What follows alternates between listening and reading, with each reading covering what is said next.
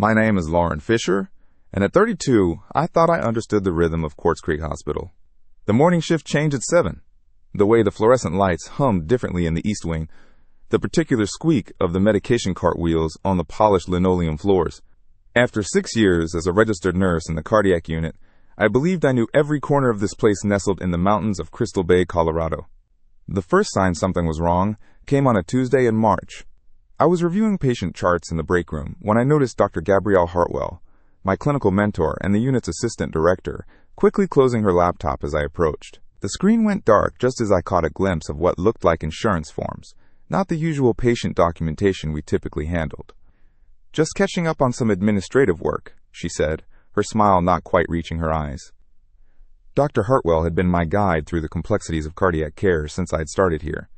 She'd taught me to read the subtle signs of heart failure, to anticipate complications before they became critical. Her mentorship had shaped me into the nurse I'd become. But that Tuesday, something felt different. Over the following weeks, I began noticing small inconsistencies. Dr. Hartwell would receive calls during our shifts that she'd take in private, stepping into empty patient rooms or walking to the far of the corridor. She'd started staying late, long after her administrative duties typically ended, and I'd see the glow of her office light from the parking lot as I left for the evening. The employee discount program she managed had always run smoothly. Staff members could access reduced rates on everything from the hospital cafeteria to continuing education courses. It was one of those benefits that made working at Quartz Creek feel like being part of a community rather than just another healthcare corporation. But lately, there had been whispers. Nurses mentioned discounts that didn't apply correctly, charges appearing on pay stubs that didn't match what they'd been promised. When Aaron Blackwood from the night shift asked me about irregularities in his continuing education reimbursement, I assured him it was probably just a billing error. "Dr. Hartwell handles all that," I told him. "I'm sure she'll sort it out." The confidence in my voice surprised me. When had I started defending her so automatically? Last Friday, I'd been updating patient files in the Epic system when I noticed Dr. Hartwell's computer screen reflected in the glass partition behind her desk. She was logged into what appeared to be an insurance portal, but the policy numbers didn't match any of our standard hospital coverage codes. When she noticed me looking, she angled her monitor away and suggested I take my lunch break early. Standing in the elevator that evening, watching the floors count down to the parking garage, I felt the familiar weight of the mountains surrounding Crystal Bay pressing against the hospital walls. But for the first time in 6 years, that weight felt less like protection and more like isolation. The automatic door slid open to the cold March air, and I pulled my jacket tighter as I walked to my car. Behind me, Quartz Creek Hospital stood against the darkening sky, its windows glowing like watchful eyes. In one of those windows, Dr. Hartwell's office light was still on. Something was happening in the place I'd trusted with my career, my professional growth, and my faith in healthcare ethics. The mentor who'd shaped my understanding of patient care was involved in something that made her avoid my questions and hide her computer screen. As I drove home through the winding mountain roads, I couldn't shake the feeling that everything I thought I knew about Quartz Creek Hospital was about to change. The next Monday morning brought the kind of crisp mountain air that usually cleared my head, but as I badged into Quartz Creek Hospital, the From Friday lingered like fog in the valleys below Crystal Bay. Dr. Hartwell had been my clinical mentor for 3 years, ever since I had transferred from Denver General to escape the impersonal chaos of urban healthcare. She'd been the one to show me how medicine could be practiced with both excellence and compassion. During my first week, when I'd struggled with a particularly complex medication reconciliation, she'd sat beside me for 2 hours, walking through each drug interaction until I understood not just the what, but the why. "Healthcare isn't just about following protocols, Lauren," she'd said. "It's about understanding the whole person behind the patient ID number." That philosophy had shaped everything about my approach to nursing. Dr. Hartwell didn't just supervise my clinical development. She'd become the professional role model I'd never had. When the hospital implemented its new employee benefit programs last year, she'd volunteered to oversee the discount administration, saying it was important for senior staff to stay connected to the daily concerns of their colleagues. "Someone needs to make sure you're all getting what you deserve," she'd told me, when I'd thanked her for helping me navigate the continuing education reimbursement process. These corporate systems can be so impersonal. But this morning, Aaron Blackwood was waiting by the nurses' station when I arrived. his usual easy smile replaced by concern. "Lauren, I need to ask you something about that reimbursement issue we discussed." I set down my coffee and pulled up his file on the workstation. "What's going on?" "I finally got through to the insurance company directly," he said, lowering his voice. "They said my professional liability coverage has been showing unusual activity. Claims and adjustments I never authorized." The Epic system seemed to freeze for a moment as I processed his words. "What kind of activity?" "They couldn't give me details over the phone, but they're sending documentation." The representative seemed confused about why there were multiple access points to my policy. Erin glanced around the busy hallway. She asked if I'd given anyone else authorization to manage my coverage. I felt something cold settle in my stomach. "Have you?" "That's just it. I haven't. But when I signed up for the employee discount program, Dr. Hartwell said she needed my insurance information to coordinate the group benefits. I gave her my policy numbers, thinking it was standard procedure. The morning shift change was happening around us, the familiar rhythm of report handoffs and equipment checks continuing as if nothing had changed. But Erin's words had shifted something fundamental in my understanding of the past year. "How many other staff members gave her their insurance information?" I asked. "Everyone in the program, I think. She said it was necessary for the group discount verification." After Erin left for his shift, I couldn't concentrate on my patient assessments. Every interaction with Dr. Hartwell over the past months began replaying in my mind with new context. The way she'd insisted on handling all the insurance paperwork personally. Her reluctance to involve HR in the discount program administration. The private meetings with staff members about their benefits that she described as streamlining the process. During my lunch break, I walked to the medical library and used one of the public computers to research professional liability insurance protocols. What I found made my hands shake as I scrolled through the regulatory guidelines. Insurance policy access required explicit written authorization for specific purposes. Administrative coordination of group benefits didn't typically require individual policy numbers, and certainly not the kind of detailed access that would allow claims management. When I returned to the floor, Gabrielle Thornton from the pharmacy was at the nurse's station, looking frustrated as she reviewed a medication order. "Lauren, can I ask you something? You've been here longer than I have." "Of course." "Is it normal for Dr. Hartwell to request copies of our professional development records?" "She asked me to send her my certification renewal documents last month. Said it was for the continuing education reimbursement tracking. The pieces were forming a pattern I didn't want to see. Did she ask for anything else?" "My malpractice insurance information, but she said that was standard for the employee discount verification." Gabrielle paused, studying my expression. "Why? Is something wrong?" Before I could answer, Dr. Hartwell appeared at the end of the hallway, her usual confident stride carrying her toward us. But when she saw Gabrielle and me talking, something flickered across her face, a momentary tightness around her eyes that I'd never noticed before. "Lauren, could I see you in my office when you have a moment?" Her voice carried its usual warmth, but there was an undertone I couldn't identify. In her office, Dr. Hartwell closed the door and gestured for me to sit. The insurance portal I'd glimpsed on Friday was nowhere to be seen, but I noticed several manila folders on her desk, labeled with staff names.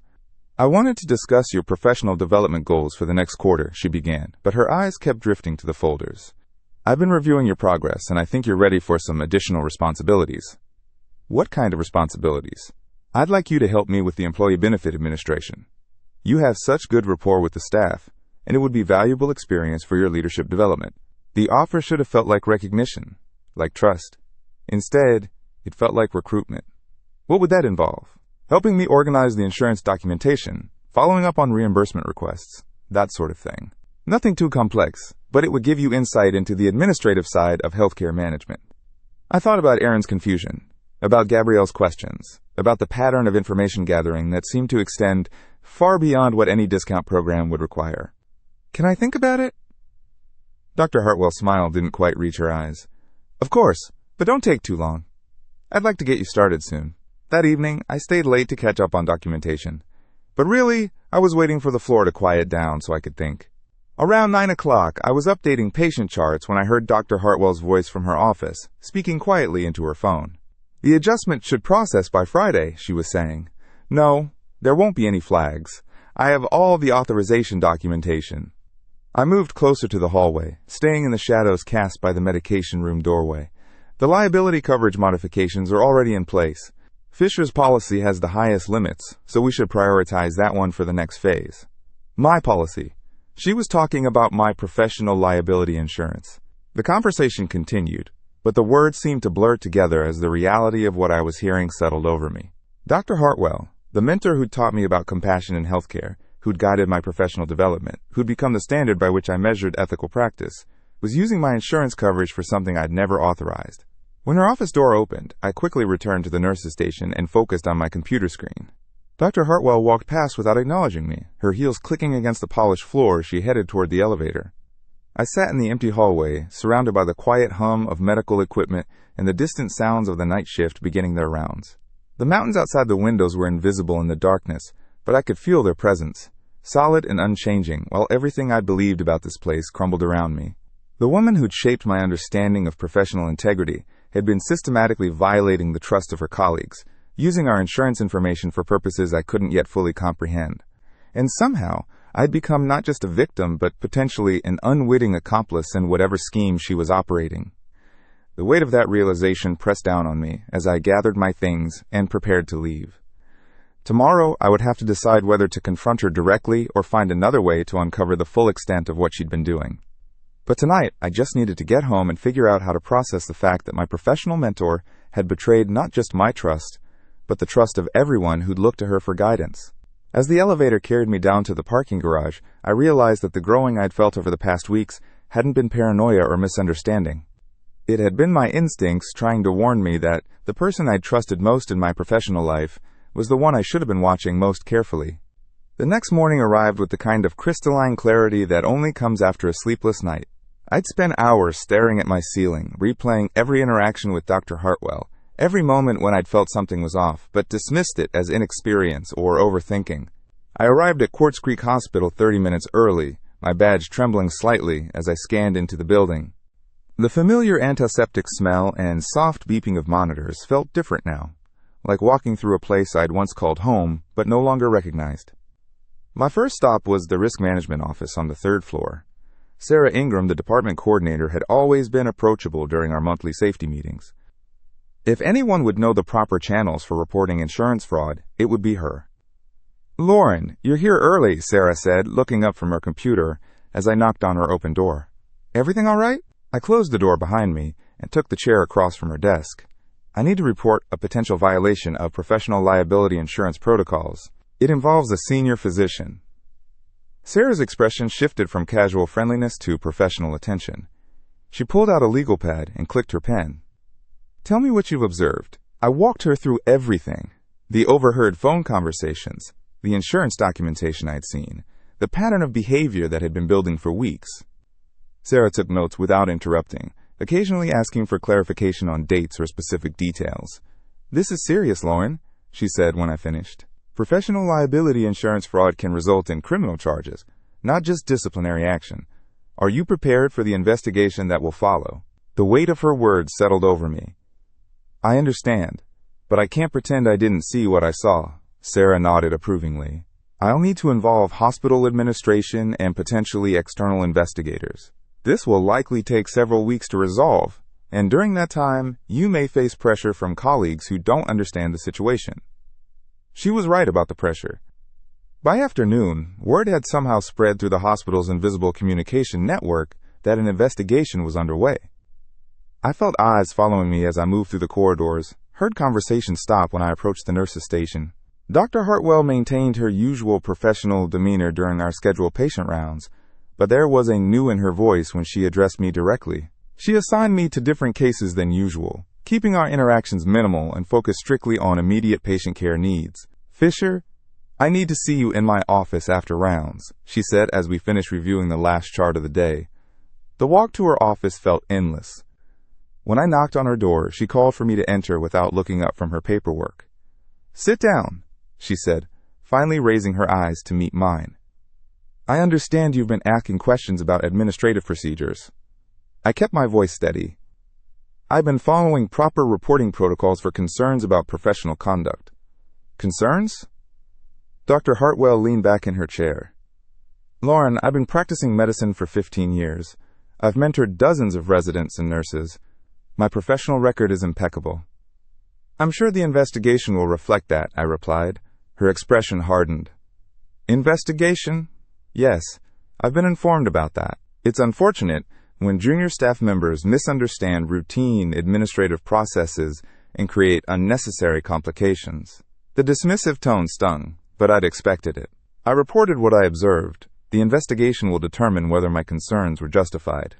Your concerns, she repeated, shaking her head. Lauren, you've been here less than 2 years. You don't understand the complexities of hospital administration. The legitimate reasons why senior physicians might need to access various insurance protocols for research purposes, quality improvement initiatives, or administrative reviews. I felt a flicker of doubt, the same uncertainty that had kept me silent for weeks. But then I remembered the phone conversation I'd overheard, the specific language about unauthorized usage and personal benefit. I understand that any use of another person's professional liability insurance without their explicit consent is a violation of both hospital policy and state regulations, I said quietly. Dr. Hartwell's facade of patient explanation cracked. You have no idea what you're talking about. You're jeopardizing your own career over a misunderstanding that could have been resolved with a simple conversation. I tried to understand through observation and research. What I found concerned me enough to follow proper reporting. Procedures. She stood up abruptly, moving to the window that overlooked the parking lot. This hospital runs on trust, Lauren. Trust between colleagues, between mentors and students, between administration and staff. When that trust breaks down, everyone suffers. Trust requires honesty, I replied.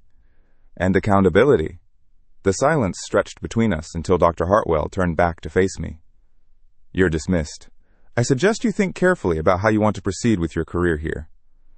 I left her office with my hand shaking, but my resolve intact. The threat was clear, but so was my obligation to see this through. The next few days passed in a blur of formal interviews, document reviews, and careful navigation of hospital politics. The investigation team included representatives from risk management, human resources, and an external compliance officer who specialized in healthcare fraud cases. My strongest support came from an unexpected source. Aaron Mitchell, a physician assistant who'd worked with Dr. Hartwell longer than anyone else on staff, approached me during a quiet moment in the break room. I heard about the investigation, he said, sitting down across from me. I want you to know that you're not alone in having concerns about certain administrative practices. I looked up from my coffee, surprised by his directness. You've noticed things too? Aaron nodded. Different things, but part of a pattern. Unusual requests for access to personnel files. Questions about insurance coverage that seemed outside normal supervisory needs. I never had enough concrete to report anything, but your courage in coming has made me realize I should have spoken up sooner. His support felt like a lifeline in the increasingly hostile environment of the hospital. Other colleagues had grown distant, uncertain about taking sides in what was becoming a highly visible internal conflict. The investigation team wants to interview me tomorrow, Aaron continued. I'm going to tell them everything I've observed over the past year. 2 weeks into the investigation, the compliance officer requested a meeting with me to review their preliminary findings. Sarah Ingram was present as my advocate, along with the hospital's chief medical officer, Dr. Rebecca Ingram. Ms. Fisher, the compliance officer began, our investigation has confirmed significant irregularities in the use of professional liability insurance information. Dr. Hartwell accessed multiple staff members' insurance accounts without authorization and used coverage details for personal financial benefit. The relief I felt was overwhelming, but I kept my expression neutral as he continued. She submitted claims under other physicians' policies for incidents that either didn't occur or involved her personal practice outside this hospital. The total fraudulent amount exceeds $50,000. Dr. Rebecca Ingram leaned. Lauren, I want to personally thank you for bringing this to our attention. This type of fraud not only violates our policies but puts the entire hospital at legal and financial risk. What happens now? I asked. Dr. Hartwell's employment has been terminated effective immediately, the compliance officer replied. We're referring the case to State Medical Board and law enforcement for potential criminal prosecution. All affected insurance policies are being reviewed and corrected. The meeting concluded with assurances that my position was secure and that the hospital would be implementing additional oversight measures to prevent similar incidents in the future. As I walked back to my department, I felt a strange mixture of vindication and sadness. The mentor who'd shaped my early career was gone, her reputation destroyed by choices that seemed incomprehensible to me. But the institution I'd chosen to serve had proven that it would uphold ethical standards, even when doing so was difficult and disruptive. Erin was waiting by the nurse's station when I returned. "How did it go?" "It's over," I said simply. "She's been terminated, and there will likely be criminal charges." He nodded solemnly. "It's the right outcome, but I know it can't be easy for you." He was right. Despite everything, Dr. Hartwell had been my mentor, and watching her fall from grace felt like losing a part of my professional identity. But I was beginning to understand that true mentorship meant modeling integrity, not just clinical skills. The hospital felt different in the days that followed.